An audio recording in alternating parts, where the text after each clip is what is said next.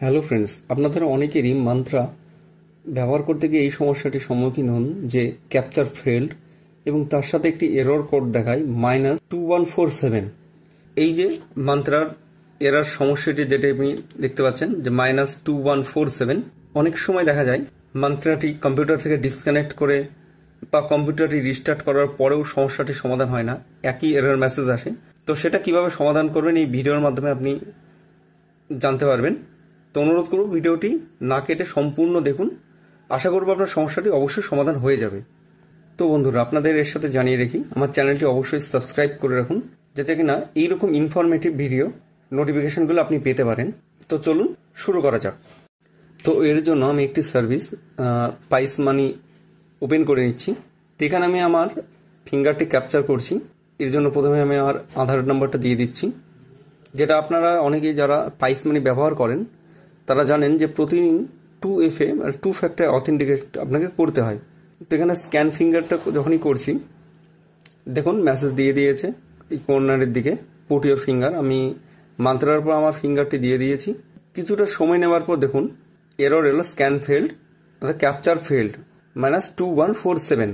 তো এর জন্য মান্ত্রা সার্ভিসটি বা মান্ত্রা অ্যাপ্লিকেশনটি আমার কম্পিউটারে সঠিকভাবে চলছে কিনা, অর্থাৎ রান করছে কিনা চেক করার জন্য আরডি টেস্ট যে সাইটটি রয়েছে মান্ত্রার, সেখানে এসে আমি ক্যাপচার বাটনে ক্লিক করছি।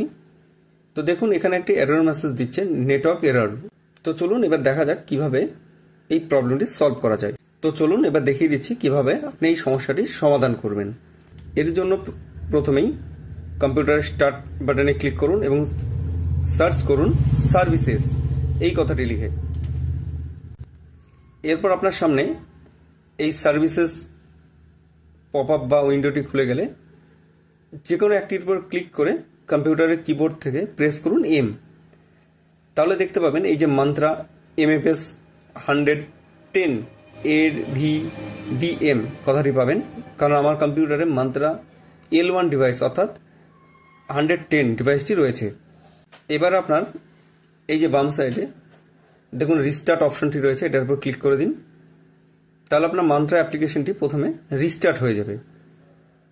তো সেই জন্য আপনি লক্ষ্য করুন আপনার কম্পিউটারের এই কর্নারের দিকে পুনরায় মেসেজটি শো হবে ডিভাইস অ্যাটাচ।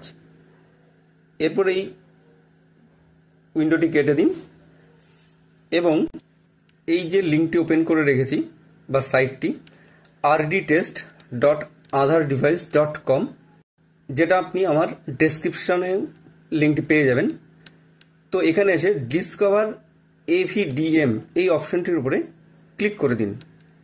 ক্লিক করে দিলে কিছুটা সময় নেবে, তারপরে দেখতে পাবেন আপনার সামনে এই পপ আপ বা মেসেজটি শো হবে, RD সার্ভিস ডিসকভার সাকসেসফুলি। এবার ওকে বাটনে ক্লিক করুন এবং তার সাথে সাথে বলে রেখি এই যে অপশনটি রয়েছে ENV, এখানে এসে দেখতে পাবেন ডবল পি থাকবে, এটাকে সিঙ্গেল পি অর্থাৎ একটি পি এই অপশনটি সিলেক্ট করে দিন এবং তারপর ক্যাপচার বাটনে ক্লিক করুন। পুনরায় আপনার মান্ত্রা ডিভাইসে লাইটটি জ্বলে উঠবে এবং আপনাকে আপনার ফিঙ্গারটি দিতে বলছে। দেখুন লেখা পপ আপ মেসেজ চলে এসেছে, পুট ইওর ফিঙ্গার। আপনি ফিঙ্গারটি দিয়ে দিন এবং এখানে আমি আমার ফিঙ্গারটি দিয়ে দিচ্ছি। দেখুন ক্যাপচার সাকসেস।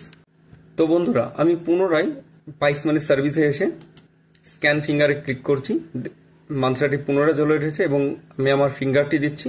তো এবারে দেখতে পাবেন ফিঙ্গারটি সাকসেসফুলি ক্যাপচার হয়েছে। তো বন্ধুরা, ভিডিওটি যদি আপনার ভালো লেগে থাকে, অর্থাৎ আপনার যদি সমস্যাটির সমাধান হয়ে গিয়ে থাকে, তাহলে অবশ্যই ভিডিওটিতে একটি লাইক করবেন এবং চ্যানেলটি অবশ্যই সাবস্ক্রাইব করবেন। ধন্যবাদ।